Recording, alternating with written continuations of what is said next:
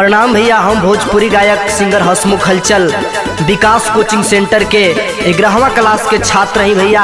आज बताए में बहुत दुख होता कि विकास कोचिंग सेंटर डेल्हा गया के विकास सर आज बहुत बीमार बानी।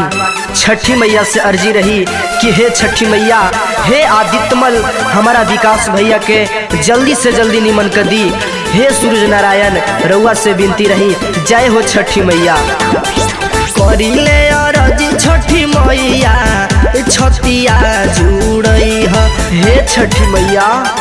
करिले अरजी छठी मैया, छतिया जुड़ई ह हमारा विकास भैया के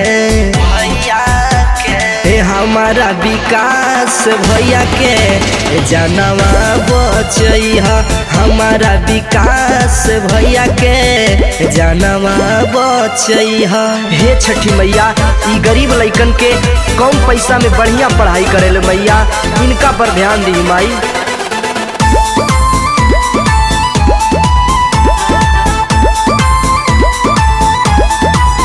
ई गरीब लइकन के माई देवेले सहारा हो।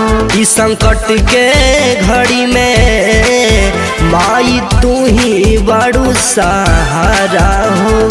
ए छठी मैया, अरे हमनी के विनती सुना हो।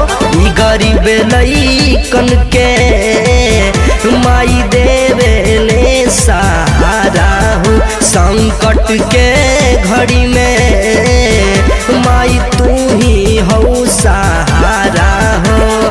माथावा पर रखी दे तू हाथावा, राथावा बढ़ई हो।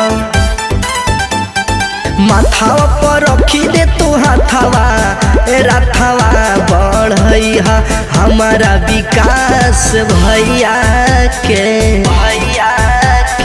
हमारा विकास भैया के जनवा बचई ह हमारा विकास भैया के जनवा बचई ह।